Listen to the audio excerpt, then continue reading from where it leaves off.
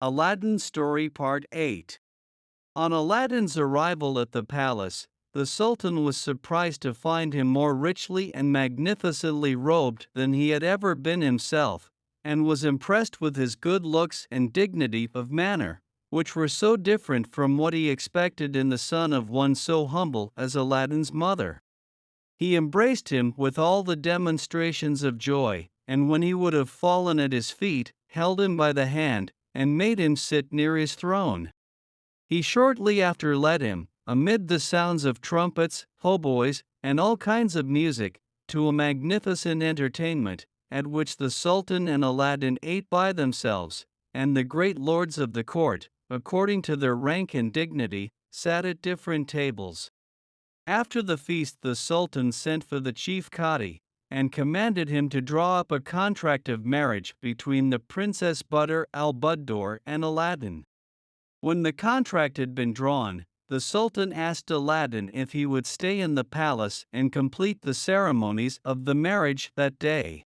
"Sire," said Aladdin, "though great is my impatience to enter on the honor granted me by your majesty, yet I beg you to permit me first to build a palace worthy to receive the princess your daughter. I pray you to grant me sufficient ground near your palace, and I will have it completed with the utmost expedition." The Sultan granted Aladdin his request, and again embraced him. After which he took his leave with as much politeness as if he had been bred up and had always lived at court. Aladdin returned home in the order he had come, amid the acclamations of the people, who wished him all happiness and prosperity. As soon as he dismounted, he retired to his own chamber, took the lamp, and summoned the genie as usual, who professed his allegiance. "Genie," said Aladdin, "build me a palace fit to receive the Princess Badr al-Buddoor. Let its materials be made of nothing less than porphyry, jasper, agate, lapis lazuli, and the finest marble. Let its walls be massive gold and silver bricks laid alternately. Let each front contain 6 windows, and let the lattices of these, except one, which must be left unfinished, be enriched with diamonds, rubies, and emeralds, so that they shall exceed everything of the kind ever seen in the world.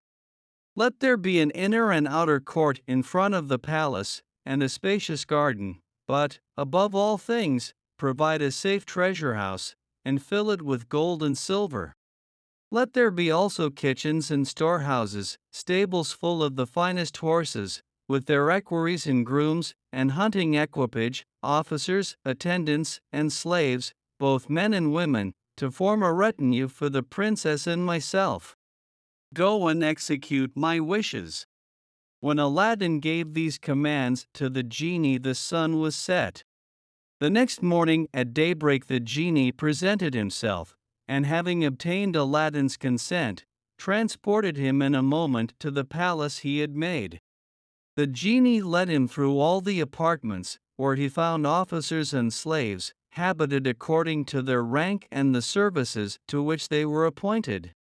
The genie then showed him the treasury, which was opened by a treasurer, where Aladdin saw large vases of different sizes, piled up to the top with money, ranged all round the chamber. The genie thence led him to the stables, where were some of the finest horses in the world, and the grooms busy in dressing them. From thence they went to the storehouses, which were filled with all things necessary, both for food and ornament. When Aladdin had examined every portion of the palace, and particularly the hall with the 24 windows, and found it to far exceed his fondest expectations, he said, "Genie, there is one thing wanting to euro a fine carpet for the princess to walk upon from the Sultan's palace to mine. Lay one down immediately." The genie disappeared, and Aladdin saw what he desired executed in an instant. The genie then returned and carried him to his own home. When the Sultan's porters came to open the gates, they were amazed to find what had been an unoccupied garden filled up with a magnificent palace, and a splendid carpet extending to it all the way from the Sultan's palace. They told the strange tidings to the Grand Vizier, who informed the Sultan, who exclaimed, "It must be Aladdin's palace, which I gave him leave to build for my daughter. He has wished to surprise us, and let us see what wonders can be done in only one night." Aladdin, on his being conveyed by the genie to his own home, requested his mother to go to the Princess Badr al-Buddoor and tell her that the palace would be ready for her reception in the evening.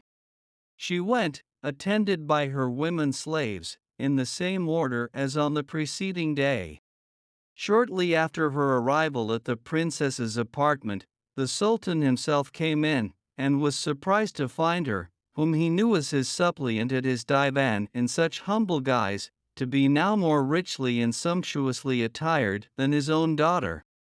This gave him a higher opinion of Aladdin, who took such care of his mother, and made her share his wealth and honors. Shortly after her departure, Aladdin, mounting his horse, and attended by his retinue of magnificent attendants, left his paternal home forever, and went to the palace in the same pomp as on the day before. Nor did he forget to take with him the wonderful lamp, to which he owed all his good fortune, nor to wear the ring which was given him as a talisman. The Sultan entertained Aladdin with the utmost magnificence, and at night, on the conclusion of the marriage ceremonies, the princess took leave of the Sultan her father. Bands of music led the procession, followed by 100 state ushers, and the like number of black mutes, in 2 files, with their officers at their head.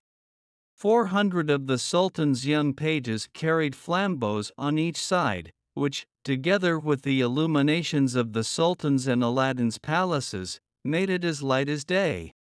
In this order the princess, conveyed in her litter, and accompanied also by Aladdin's mother, carried in a superb litter and attended by her women slaves, proceeded on the carpet which was spread from the Sultan's palace to that of Aladdin. On her arrival, Aladdin was ready to receive her at the entrance, and led her into a large hall, illuminated with an infinite number of wax candles, where a noble feast was served up. The dishes were of massy gold, and contained the most delicate viands. The vases, basins, and goblets were gold also, and of exquisite workmanship, and all the other ornaments and embellishments of the hall were answerable to this display. The princess, dazzled to see so much riches collected in one place, said to Aladdin, "I thought, Prince, that nothing in the world was so beautiful as the Sultan my father's palace, but the sight of this hall alone is sufficient to show I was deceived." When the supper was ended, there entered a company of female dancers, who performed, according to the custom of the country, singing at the same time verses in praise of the bride and bridegroom. About midnight Aladdin's mother conducted the bride to the nuptial apartment, and he soon after retired. The next morning the attendants of Aladdin presented themselves to dress him, and brought him another habit, as rich and magnificent as that worn the day before. He then ordered one of the horses to be got ready, mounted him, and went in the midst of a large troop of slaves to the Sultan's palace, to entreat him to take a repast in the princess's palace, attended by his grand vizier and all the lords of his court. The Sultan consented with pleasure, rose up immediately, and, preceded by the principal officers of his palace, and followed by all the great lords of his court, accompanied Aladdin.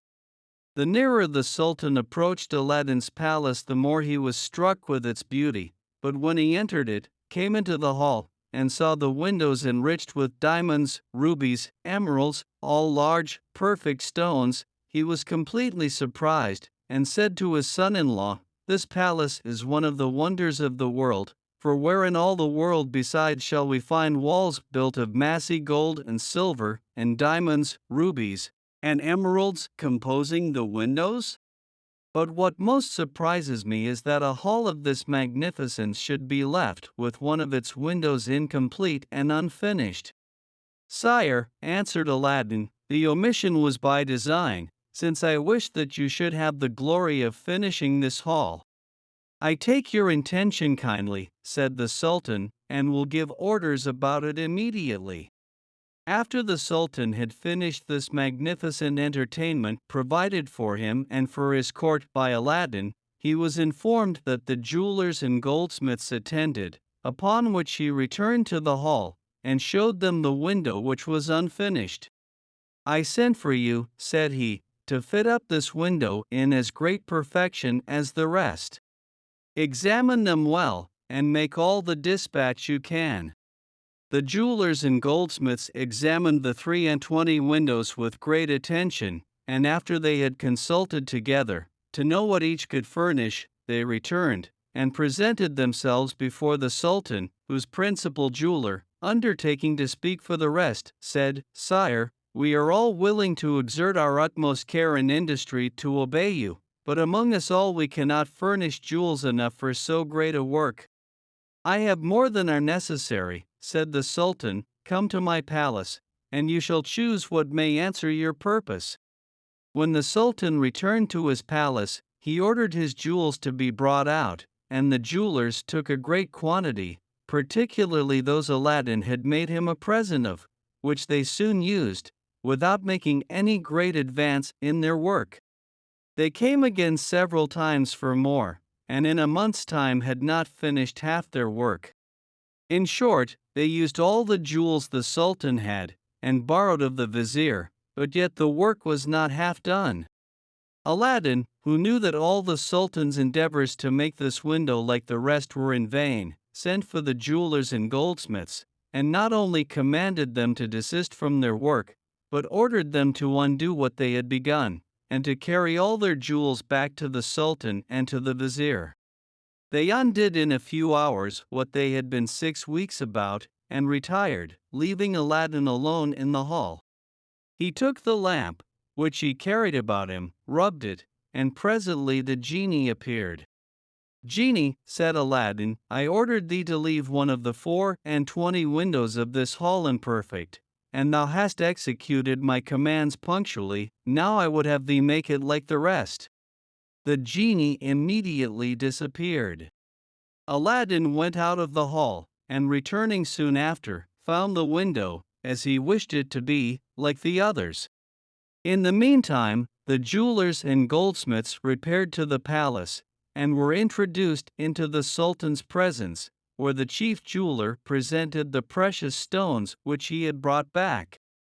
The Sultan asked them if Aladdin had given them any reason for so doing, and they answering that he had given them none, he ordered a horse to be brought, which he mounted, and rode to his son-in-law's palace, with some few attendants on foot, to inquire why he had ordered the completion of the window to be stopped. Aladdin met him at the gate, and without giving any reply to his inquiries, conducted him to the grand saloon, where the Sultan, to his great surprise, found the window which was left imperfect to correspond exactly with the others. He fancied at first that he was mistaken, and examined the 2 windows on each side, and afterward all the 24. But when he was convinced that the window which several workmen had been so long about was finished in so short a time, he embraced Aladdin and kissed him between his eyes. "My son," said he, "what a man you are to do such surprising things always in the twinkling of an eye! There is not your fellow in the world. The more I know, the more I admire you." The Sultan returned to the palace, and after this went frequently to the window to contemplate and admire the wonderful palace of his son-in-law. Aladdin did not confine himself in his palace, but went with much state, sometimes to one mosque, and sometimes to another, to prayers, or to visit the Grand Vizier, or the principal lords of the court. Every time he went out, he caused 2 slaves, who walked by the side of his horse, to throw handfuls of money among the people as he passed through the streets and squares. This generosity gained him the love and blessings of the people, and it was common for them to swear by his head. Thus Aladdin, while he paid all respect to the Sultan, won by his affable behavior and liberality the affections of the people. Aladdin had conducted himself in this manner several years, when the African magician, who had for some years dismissed him from his recollection, determined to inform himself with certainty whether he perished, as he supposed, in the subterranean cave or not.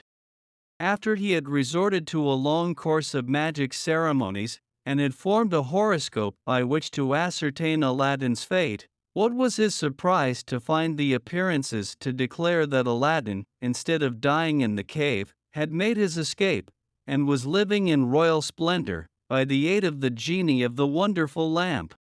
On the very next day, the magician set out and traveled with the utmost haste to the capital of China, where, on his arrival, he took up his lodging in a khan. He then quickly learned about the wealth, charities, happiness, and splendid palace of Prince Aladdin. Directly he saw the wonderful fabric, he knew that none but the genies, the slaves of the lamp, could have performed such wonders, and piqued to the quick at Aladdin's high estate, he returned to the khan. On his return he had recourse to an operation of geomancy to find out where the lamp was, whether Aladdin carried it about with him, or where he left it. The result of this consultation informed him, to his great joy, that the lamp was in the palace. "Well," said he, rubbing his hands in glee, "I shall have the lamp, and I shall make Aladdin return to his original mean condition."